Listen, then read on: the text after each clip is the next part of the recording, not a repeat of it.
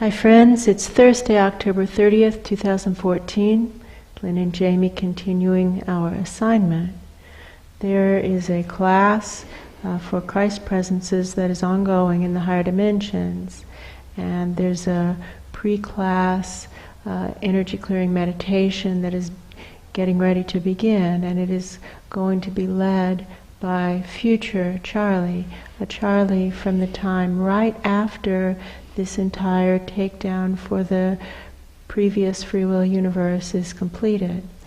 And so we are picking up this video at that point in the program. This is the second day of this Christ Presence Initiative training.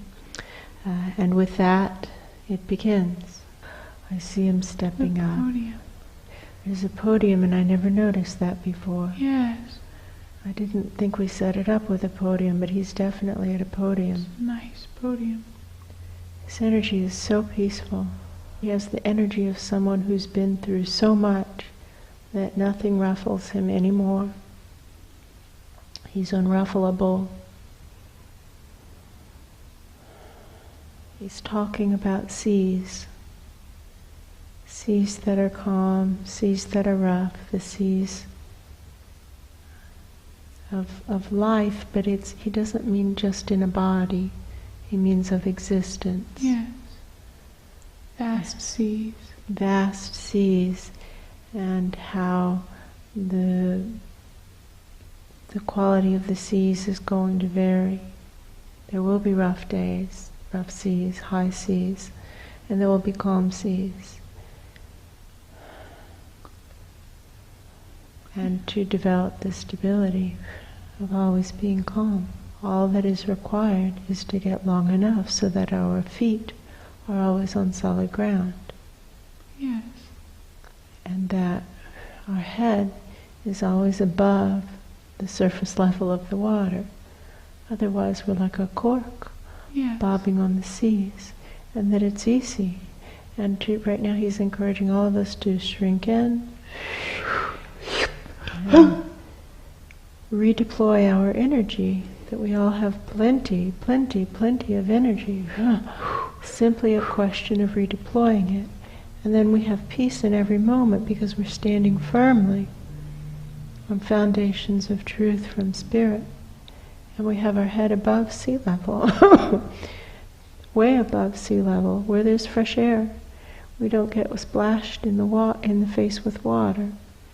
And he's talking about scars, white scars like Luce has. Thin white scars. And it's just almost completely We saw covered. scars.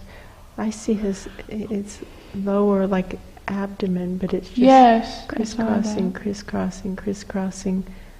white scars, healed white scars. His eyes are so peaceful and wise and clear, and like he knows everything that there is to know. From my perspective, he's mastered the art of finding the gift in all situations, although when I use that word he disagrees with me. He says no, he's still working on it. But because he has gotten that level of skill with finding the gift, even as the scars are fresh cuts, he's peaceful with it. He's not making it wrong. He's not making up a story that he's been done wrong. He's just saying, this too, a beautiful gift. He looks like that. Like a flower open to the sun. Yes. But tall. It's like light just pouring through him. He's talking about pivotal points in life. All these pivotal points that occur. Moments when important decisions are made.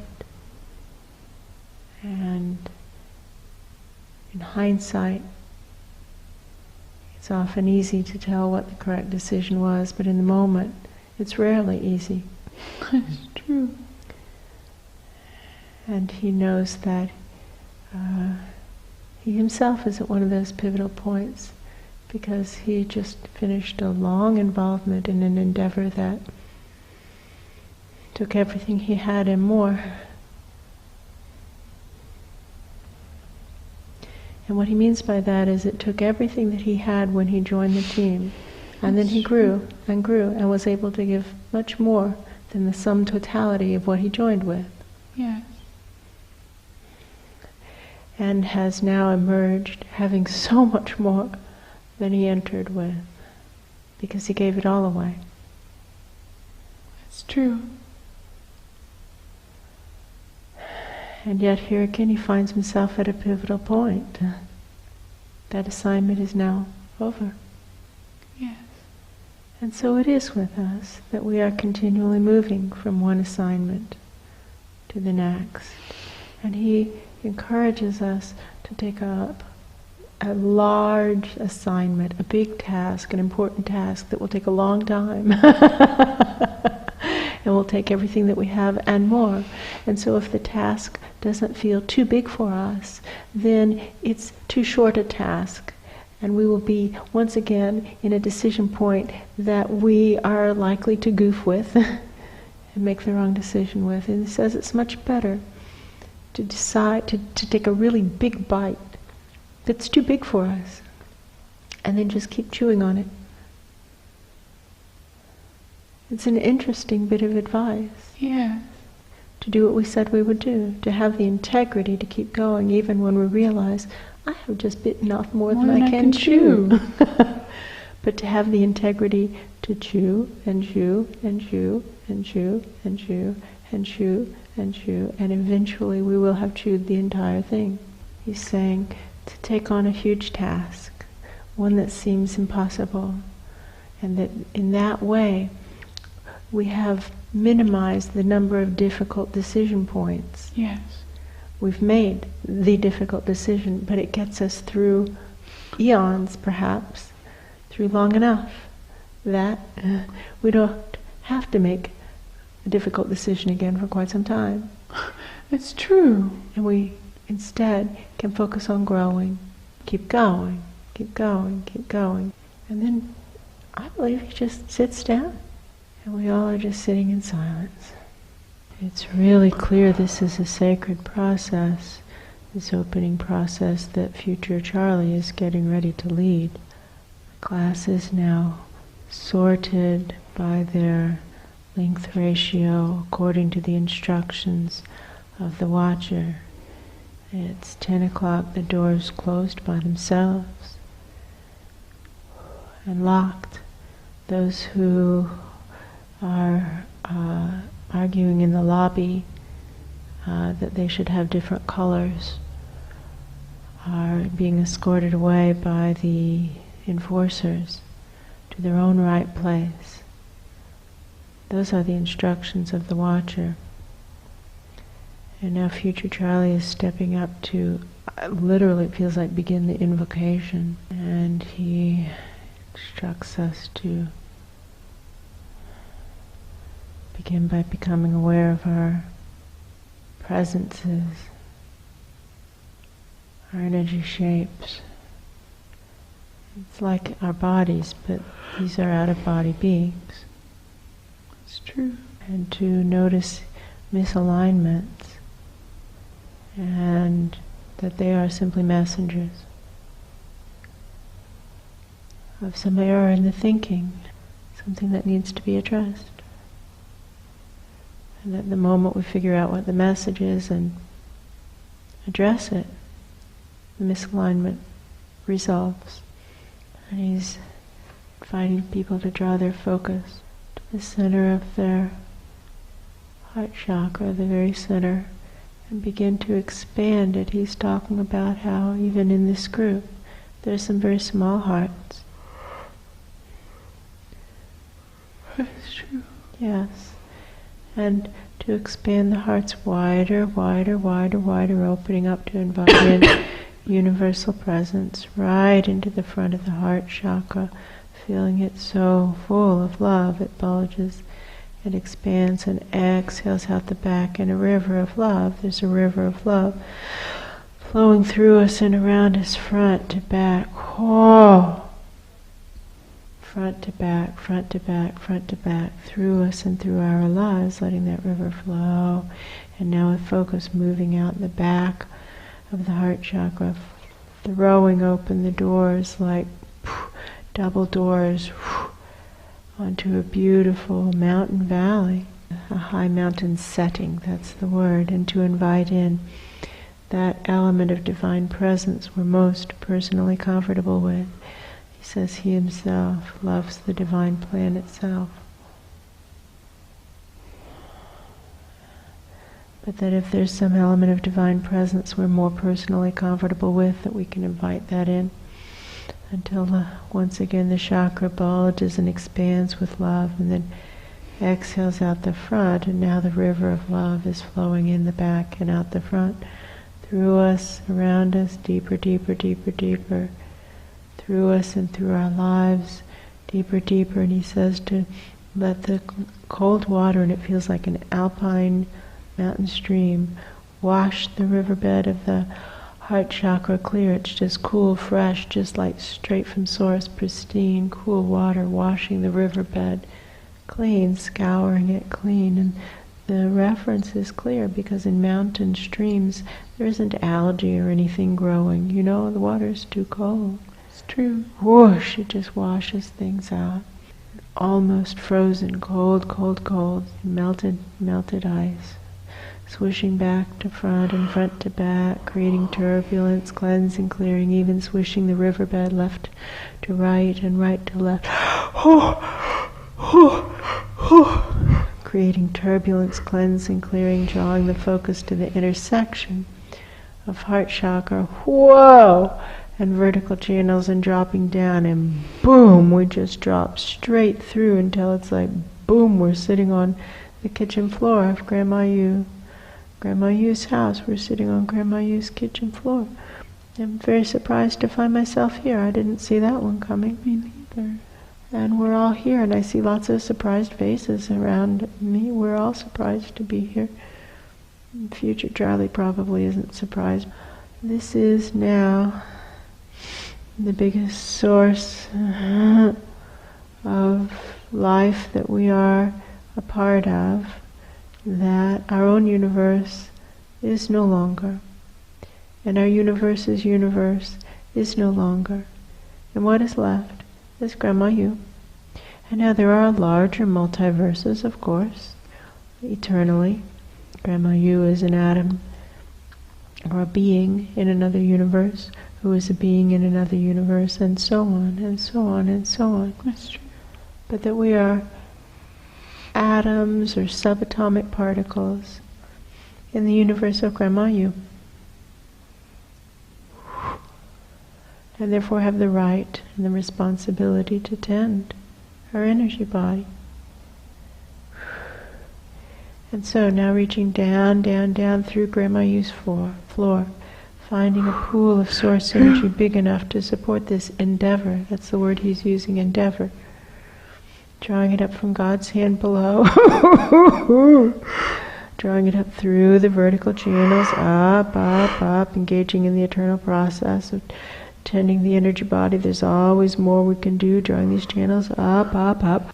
He's explaining about having long channels pointed straight up to source. Straight and clear is the goal, not tangled, and how tangles occur through life. And he's pointing out the golden combs that are around us to be used to tend our energy bodies, to source to the crown, through the crown, pushing aside the crown. Many people's crowns are kind of halo constricted by the halos they are wearing over their heads. And now he's pointing out this redeploying of energy move, where right here we can just squeeze the energy in, and therefore bloop, up it goes so easily. Bloop, we don't have to struggle and strain to get these channels all the way out to the bullseye of that target above. And the bullseye looks like a hatch or something. It's open, and we just bloop our channels right through it, and somebody's picking them up on the other side, giving a little yank, and now reaching up, and starting to draw in all the through these channels that are up through the bullseye, all the healing frequencies we currently have access to, have ever had access to, will ever have access to, drawing these through us and around us in a downward flow, letting the river flow. from source above to source below, from the bullseye above to the bullseye below, stretching longer, longer, longer, longer, longer, longer, starting to gently swish the energy top to bottom and bottom to top, creating turbulence, cleansing, clearing, stretching longer, longer, boom, popping it, zoom, zoom, zoom, stretching it from end to end, zoom, zoom, zoom. He's talking about getting a personal vortex going, that it's up to us to do this for ourselves right now, in these times in which we find ourselves, that one of the most important things we can do for ourselves and for the space around us, I believe is what he said. I believe he said the space around us. I could have that word wrong. One of the most important things we can do for ourselves and for the space around us is to tend our vortex, our personal vortex, and get it going. And now the living waters, zoom, zoom, zoom, is starting to flow in, and how it's up to us to get the living waters to flow, and that the faster we get our vortex to go, the more living waters will flow, and how other things can also influence that flow of living waters. But that it is up to us, and that if we have a dearth of living waters, I believe that's the word he's using, that we can play our grace cards. He's pointing out to us that we have like a bag, a pouch of grace cards on our hip, and that we can play them in moments like this where more living waters would be useful. And we have a shortage, we can play our grace cards, but to be aware that we create our grace cards and that they can run out. We can run out of grace cards. And to consider, is there another action that we could employ right then to get the living waters flowing? Drawing the focus now to the intersection of heart chakra and vertical channels, feeling the love building, expanding into a bubble of light and love, claiming it safe, sacred, private, healing, learning, growing space for us to do our work in today. Strong, light, bright, resilient, crackling with light, with love, with electricity. It's clear that only beings that we invite in can join us. All others pass around. It's private, sacred, healing, learning, growing space. Into this space we're inviting our guides, angels, all the higher dimension beings, and he's emphasizing this means beings from dimensions higher than the one in which we find ourselves, higher dimension beings, to join us. He's pointing out how almost everyone in this class is just inviting in their buddies, and how those are not higher dimension beings, those are the same dimension beings, and that is not what we're supposed to be doing, to truly invite in beings from dimensions higher than our own dimension, higher dimension beings. That's why it's phrased that way, so that it works eternally. Does that make sense? Yes. Yes. And there's a bit of an argument. The oranges are especially arguing with this, but the blue heads are nodding. And the yellow eyes are opening wider, as if this is an interesting thought. Yes, that's true. Future Charlie is continuing on. Once more inviting in the guides, angels, and higher dimension beings, those from dimensions higher than the one in which we find ourselves. We are here to serve the greater interests, which in this case means Grandma You, because our own free will universe has rolled up. Asking once more for higher dimension beings, higher dimension beings. There is a higher power for higher dimension beings to join us. And my perception is Future Charlie is complete and is sitting down.